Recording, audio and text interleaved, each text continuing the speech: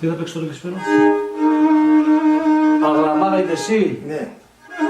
Τι είναι αυτό, αχπαστικό, ανεφέπαρμα, τι είναι? Ναι, αποχαιρετάει η νύφη του συγγενείς. Να. Και λέγεται αγλαμά γάιντε εσύ.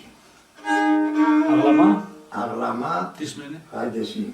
Δηλαδή, με κλάμα χαιρετάει τους συγγενείς. Γονείς, αδέρφια, φίλες κλπ. Γαρά τα